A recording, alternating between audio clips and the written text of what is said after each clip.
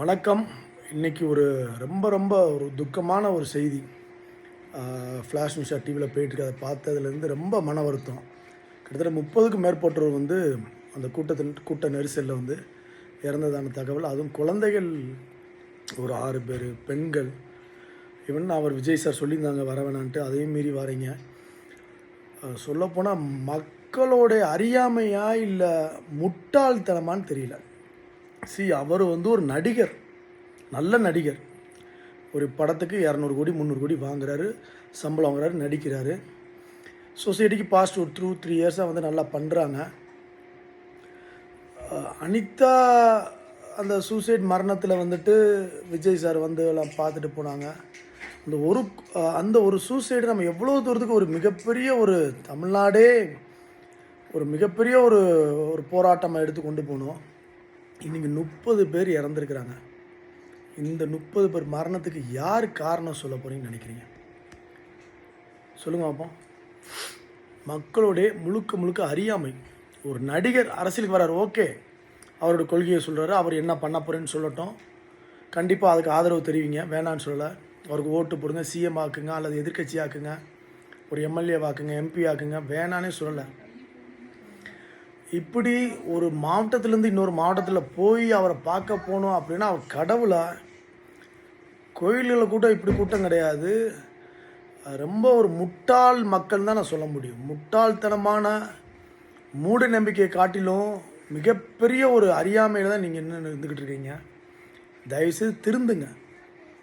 அவருக்கும் 2 கை 2 கால். அவரும் காலைல பிரேக்ஃபாஸ்ட் சாப்பிட்றாரு, லஞ்ச் சாப்பிட்றாரு. நம்மள மாதிரி மனுஷன் தானே அவர், வேறு ஒன்றும் கிடையாது. கொஞ்சம் அழகாக இருந்துட்டான்றக்காண்டி இவ்வளோ தூரத்துக்கு ஒரு பைத்தியகாரத்தனமாக போகிறதெல்லாம் யாருமே ஏற்றுக்கிட முடியாது. இந்த டிவி நியூஸை பார்க்கும்போது ரொம்ப கஷ்டமாக இருக்குது. பைத்தியகார மக்களோடு எப்படி இருக்க போகிறோன்றதை நினச்சேன். எல்லா பேரும் முட்டாள் சொல்கிறான். ஒரு பையனை கத்துறான், சிஎம் ஸ்டாரை வெட்டுவேன், முதலமைச்சரை வெட்டுவேன், உதயநிதியை குத்துவேன்றான். கொஞ்ச நாள் படிச்சிருக்கீங்களா இல்லைடா? மாடு மேய்க்கிற பள்ளியிலடா, எருமை மாடு மேய்க்கிற கூட நீங்கள் லாய்க்கலடா. எருமை மாடை மேய்க்கிற கூட லாய்க்கில்லாத பள்ளிக்கு தான் எதுக்கு என்ன காரணத்துக்கு வெட்டுவேன் குத்துவேன்னு சொல்கிற? ஏதாச்சும் ஒரு காரணம் இருக்குதா? கொள்கை என்னன்னு சொல்லுப்பா. நீ அண்ணா வழியா இல்லை பெரியார் வழியா? நீ என்ன வழி, என்ன உன்னோட கொள்கையை? கொள்கையை பற்றி யாரும் பேச மாட்டுறாங்க.